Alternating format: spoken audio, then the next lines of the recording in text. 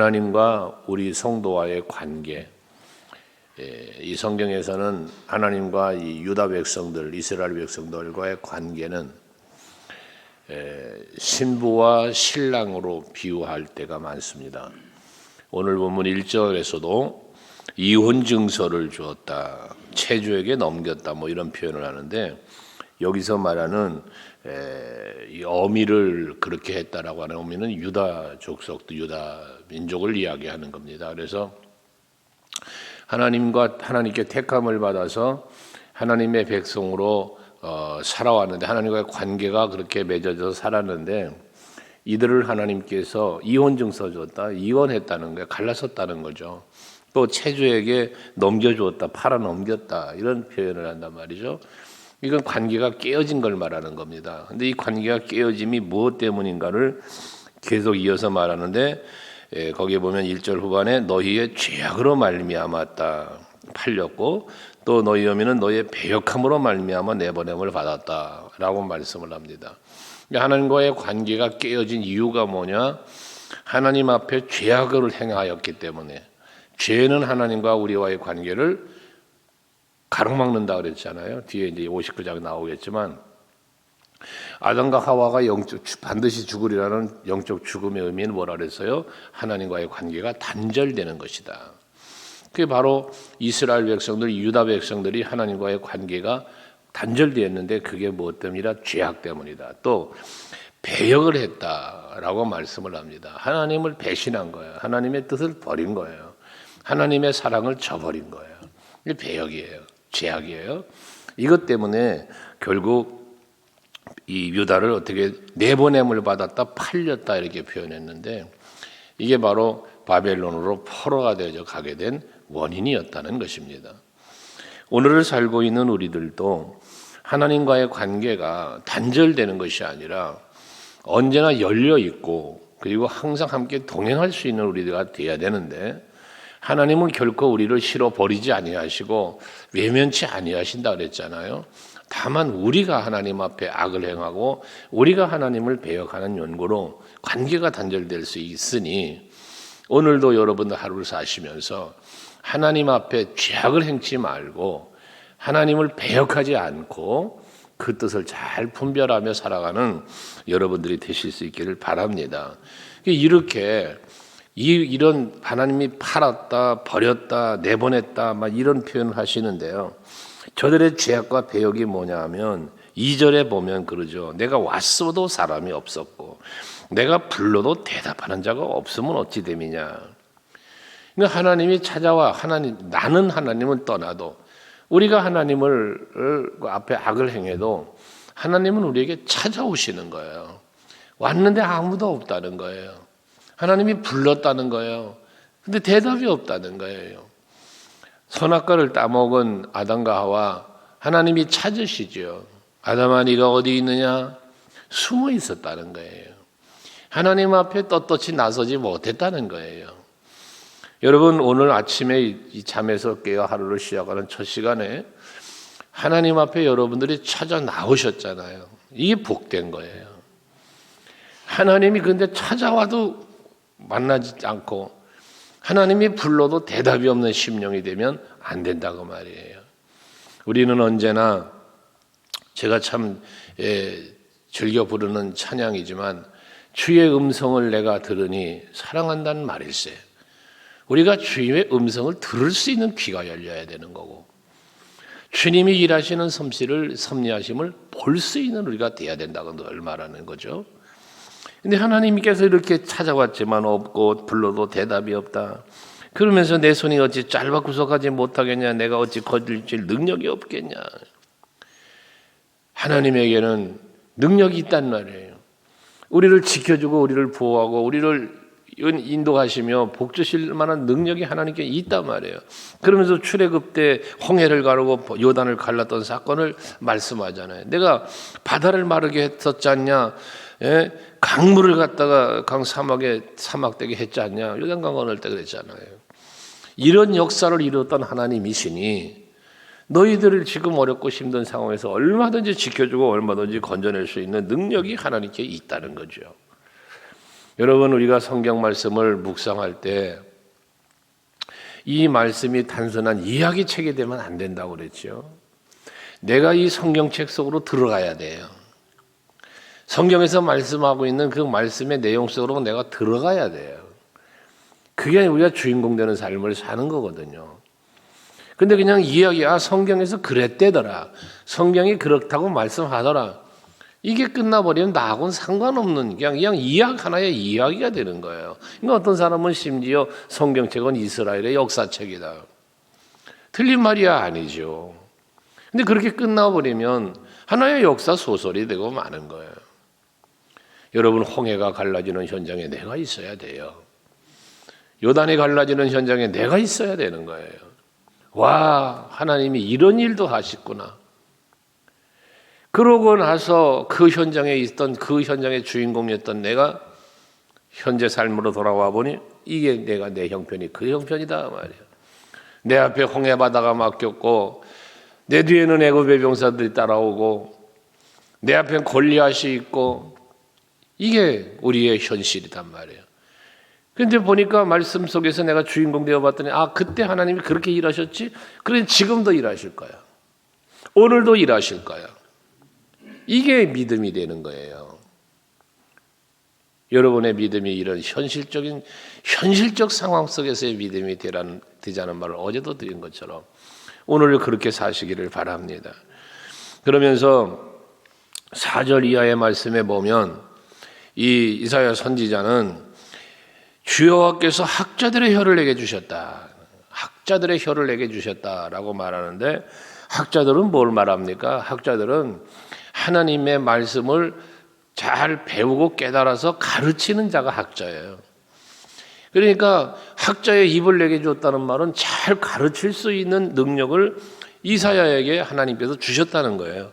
그러니까 그렇게 하나님께서 가르칠 수 있는 학자들의 혀를 주셔서 나로 하여금 권고한 자들을 말로 어떻게 도와줄 줄 알게 하시고, 권고한 자들을 학자의 입을 주어서 저 권고한 자들에게 하나님을 가르치고 약속을, 언약을 가르치고 하나님의 뜻을 가르쳐 줄 수 있는, 그래서 저들로 하여금 생물 있고 위로 얻을 수 있는 그런 말을 할 수 있게 주셨다는 거거든요.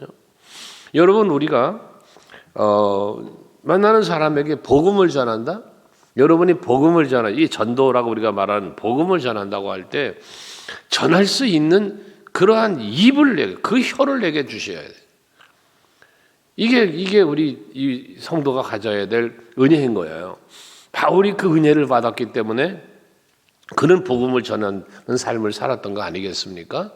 여러분들이 그래야 돼요. 그래서 아직 예수를 알지 못하는, 하나님을 알지 못하는 자들에게 하나님을 알려주고, 그 놀라우신 사랑을 알려주고, 또 그 놀라우신 능력을 알게 해주고, 이게 전할 수 있는 입이 되었다는 거예요. 그러면 아침마다 깨우치시서 나의 귀를 깨우치사 학자들같이 알아듣게 하시고, 계속해서 아침마다 하나님은 이 이사야에게 깨닫게 하신다는 거예요. 알게 해주신다는 거예요. 하나님을 전하고 하나님을 가르칠 수 있도록 계속 하나님은 깨닫게 해주셨다는 거거든요. 여러분들이 날마다 새벽마다 주님 앞에 나와 예배하며 말씀을 받으심이 바로 이사야 선지자와 뭐가 다르겠냐고 말이에요. 아침마다 깨닫게 하시는데, 아침마다 알게 하시는데, 여러분들에게도 아침마다 예배하러 나오시면 말씀을 주시면서 말씀을 통하여 깨닫게 하시고 알게 하시고 그 믿게 하시는 거 아닙니까? 그죠? 오늘날 여러분들이 이사야 선지자가 되는 거예요. 여러분, 이사야 선지자는 과거의 역사 속에 위대한 선지자고 우리는 아무것도 아니고, 아니에요. 오늘날 여러분이 이사야 선지자의 역할을 할 수 있는 거예요. 이렇게 하나님의 은혜 속에 우리는 살고 있음을 알자는 거죠. 그러면서 5절 이하에 보면 그렇게 반복되는 이야기가 있어요. 5절에 보면 그랬어요. 주 여호와께서 나의 귀를 여셨으므로. 이 여기서 나의 귀를 열었다는 것은 결국 하나님의 말씀을 듣게 해줬다는 거거든. 하나님의 음성을 듣게 해줬다는 거예요. 또 그 말을 말하면 하나님의 뜻을 깨닫게 해줬다는 얘기거든요. 그래서 그 귀를 주시니까 내가 거역하지도 않고 뒤로 물러가지도 않고 하나님의 말씀을 듣고 보니까 이 말씀을 전하지 않으면 안 되겠는 거예요. 에레미야처럼 바울처럼 전하지 않으면 견딜 수가 없는 거예요. 이사야 선지자가 그렇게 됐다는 거거든요. 더 나아가서 6절을 보면 나를 때리는 자에게 내 등을 맡겼다. 나의 수염을 뽑는 자들에게 내 뺨을 맡겼다. 모욕과 침뱉음을 당해도 내 얼굴을 가리지 아니했다. 이게 뭡니까? 하나님의 사람으로 하나님의 말씀을 전하고 이 선지자로서의 사명을 감당하고자 할 때 수많은 고통과 모진 수모를 당했다는 거예요. 수염까지 뽑히고 채찍으로 등을 때리고 막 이래. 근데 그때 이걸 피하지 않았다는 거예요. 등을 내밀었다는 거예요. 수염을 잡아 뽑는데도 불구하고 뺨을 맡겼다는 거예요. 뽑아라. 이 뭘 말하는 겁니까? 하나님의 뜻을 깨닫고 하나님의 능력, 하나님의 사랑을 깨닫고 보니까 이렇게 엄한 심한 고통도 수치도 견뎌낼 수 있었다는 거예요. 7절도 마찬가지죠. 그 하나님의 뜻을 깨달았기 때문에 길을 여셨기 때문에 그랬고 7절은 주 여호와께서 나를 도우심으로 그래. 주 여호와께서 나를 도우심으로. 뒤에 9절에도 보면 보라 주 여호와께서 나를 도우심으로 하나님께서 도와주셨다는 거거든요. 이 도움을 하나님의 도움을 힘입으니까 거기도 마찬가지예요. 7절도 내가 부끄러워하지 않고 내 얼굴을 부실돌같이 굳게 했다는 건 뭐냐면 얼굴 표정 하나 바뀌지 않았다는 거예요. 스데반 집사님이 돌에 맞아 죽는 순간까지도 그 얼굴은 천사 같았다 오잖아요. 그런 비슷한 내용이에요. 얼굴이 그렇게 부끄러움을 당하는데도 부싯돌같이 굳게 했고 내가 수치를 당하지 아니할 줄 아노라. 결과는 하나님이 나를 건져주시고 결과는 하나님이 나를 지켜주실 것이니까 나는 그래도 수치를 당하지 않을 거라고 확신을 가졌다는 이야기잖아요. 그러면서 하나님께서 도와주니 부끄럽지도 않을 뿐더러 8절은 나를 의롭다 하시는 이가 가까이 계시니 나와 다툴 자가 누구냐? 나와 함께 설지어다. 나의 대적이 누구냐? 내게 가까이 나올지어다. 겁나지 않는 거예요. 대적자가 무섭지 않은 거예요. 자기 등을 치고 수염을 뽑고 그런 엄청난 고통을 주고 있는 그 상황에서도 두렵지 않다는 거예요. 나와라 대적들아. 나와 누가 하나님 앞에 함께 설 수 있냐? 라는 이 담대함을 말하거든요. 그러면서 9절도 보라 여호와께서 나를 도우시리니 나의 정죄할 자가 누구냐? 보라 그들은 다 옷과 같이 헤어지며 조미 그들을 먹을 것이다. 오히려 나를 해치고 나를 괴롭히고 했던 그들이 망한다는 거예요. 그들이 죽게 된다는 거예요. 나는 살아. 너희들이 지금 나를 괴롭히지만 나는 살아. 폴리감 목사님의 순교의 현장을 이야기하잖아요. 우리는요. 불태워 죽었잖아요. 폴리감 목사님이 불에 타 죽었어요. 서만화 교회의 목사님 아닙니까? 불에 타 죽는 순간에도 예수를 배반하면 예수를 안 믿겠다고 그러면 살려주겠다는 거예요. 근데 그분의 고백이 뭡니까? 내가 한평생 살아오는 동안 예수께서는 나를 버리지 않았는데 내가 앞으로 살면 얼마나 더 살겠다고 내가 예수를 버릴 수 있느냐? 주님은 나를 위해서 십자가에 죽기까지 했는데 내가 어떻게 예수를 부인하고 배반할 수 있느냐? 그럴 수 없다. 결국 불에 타도 죽은 거 아닙니까? 여러분, 우리의 믿음은 어떤 상황에서도 지켜져야 되는 거예요. 그래서 바울은 말하는 거예요. 선한 싸움 싸우고 달려갈 길 마치고 내가 믿음을 지켰다. 정말 여러분 믿음을 지키며 사시길 바랍니다. 참으로 믿음 지키는 게 쉬운 일은 아니에요, 여러분. 신앙생활 하시면서 이걸 느껴야 돼요. 믿음을 지킨다는 것이 쉽지 않음을 느껴야 돼요. 근데 그조차도 느끼지 못한다면 믿음을 지키려고 힘쓰지 않은 거예요. 우리는 정말 신앙생활을 오랫동안 해도요, 믿음이 꽤 괜찮은 것 같아도요, 내 믿음이 무너져 내릴 때가 찾아오거든요. 이걸 지킬 수 있는 노력, 힘씀, 애씀, 이 몸부림을 쳐보지 않은 사람은 믿음을 지켰다라고 말할 수가 없는 거거든요. 오늘도 여러분 하루를 사시면서 그 믿음을 지킨다는 거 결코 쉬운 일은 아닐 겁니다. 그러나 지켜야 하는 거예요. 그걸 지키기 위해서 달려갈 길마저 사명을 감당하기 위해서 우리는 선한 싸움을 싸워야 된다는 거죠. 결국 선한 싸움이 뭐예요? 하나님의 뜻을 지키는 거예요. 하나님의 뜻을 이루는 거예요. 이게 바로 우리의 선한 싸움이 되어야 한다는 것입니다. 그러면서 이렇게 부끄럽지도 않고 두렵지도 않고 모든 고통을 견뎌내는 가운데서 10절에 너희 중에 여호와를 경외하며 그의 종의 목소리를 청종하는 자가 누구냐? 흑암 중에 행하여 빛이 없는 자라도 여호와의 이름을 의뢰하며 자기 하나님께 의지할지어다 해요.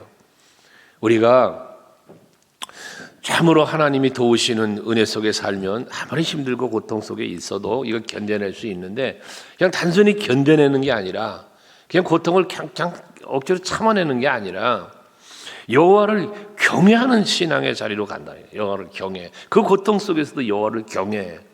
경외함이라는 건 말했잖아요. 존중한다, 사랑한다, 두려워한다 이런 말. 그러니까 이 저들의 채찍보다도, 저들이 수염 뽑고 고통 주는 그것보다도 하나님이 더 무서운 거야. 이 세상에 그 어떤 유혹이 있어도 그것보다 하나님을 더 사랑하는 거예요. 세상의 권세자들 앞에 굴복하는 게 아니라 하나님 앞에 굴복하는 거예요. 이게 여호와를 경외하는 거거든요. 또 그의 종의 목소리를 청종하는 자가 누구냐? 그의 종이 누구요? 이사야예요. 선지자들이에요. 저들의 말에 청종하는 자, 귀 기울여 듣는 사람, 순종하는 사람 아닙니까? 흑암 중에 행하여 빛이 없는 자라도, 어둠 속에서, 빛이 없는 어둠 속에서 살아가는 그러한 사람이라 할지라도 여호와를 경외하고 그 주의 종의 목소리를 청종하는 사람이면 이게 곧 여호와의 이름을 의뢰하며 자기 하나님께 의지할지어다 그랬어요. 흑암 중에 빛이 없는 가운데 있어도 하나님을 경외하는 사람이라면, 이 여호와의 종의 목소리를 청종하는 사람이라면 여호와의 이름을 의지하고 자기 하나님을 의지하는 사람이 되라는 거예요. 여러분, 오늘 여러분들이 하나님을 찾으시는 여러분 되셨잖아요. 이 아침에 이제 여러분 하나님을 의뢰하는 성도들이 돼야 돼요. 하나님을 의지하는 성도가 돼야 되는 거예요. 그러면 반드시 하나님은 여러분을 붙잡아 주시고 도우시고 은혜 베푸실 겁니다. 11절은 자기를 대적했던 무리들, 거기 보면 불을 피우고 횃불을 둘러띈 자여. 이 불로 불사르고 막 그러잖아요. 또 너희가 다 너희 불꽃 가운데로 걸어가면, 너희가 피운 횃불 가운데로 걸어갈지어다 너희가 내 손에서 얻을 것이 이것이다. 결국 유다 백성들을 괴롭혔던 저들의 그 괴롭힘으로 자기들이 괴롭힘을 당하게 될 것을 말하는 거예요. 그 에스더서에 유다 민족을 몰살시키려고 계획했던 하만의 계략, 그 높이 만들어놓은 장대에 모르드게를 매달으려고 계략을 꾸몄지만 결과는 자기가 거기에 매달려 죽게 되잖아요. 이 유다 백성들을, 하나님의 택한 백성을 괴롭히고 또 죽이려고 하는 무리들은 자기들이 그 올무에 빠져 죽는 거예요. 사자굴에 다니엘 죽이려고 했던 사람들, 다니엘은 살아나오지만 그들을 그 굴에 결국 자기들이 그 사자밥이 되어지는 이러한 경우들도 마찬가지인 것이죠. 여러분, 분명한 것은 여호와 하나님을 찾고 여호와 하나님을 의지하며 살아가는 성도는 하나님의 도우심을 받게 될 거고, 그 도우심 때문에 어떠한 어렵고 힘든 상황 속에서도 하나님은 반드시 건져주실 것이며, 나를 괴롭게 하는 사람이든 환경이든 다 내 곁에서 사라지도록 하나님은 역사해 주실 거란 말씀입니다. 오늘도 여러분들 하루 어디를 가든지 무엇을 하든지 가는 곳마다 머무는 곳마다 하나님이 동행하시고 도우시는 손길 여러분들의 내미셔서 여러분들을 손을 잡아주시고 또는 품에 안으셔서 여러분들을 복되게 인도해 주실 줄로 믿습니다. 그 믿음 가지고 이 하루도 승리하시기 바랍니다.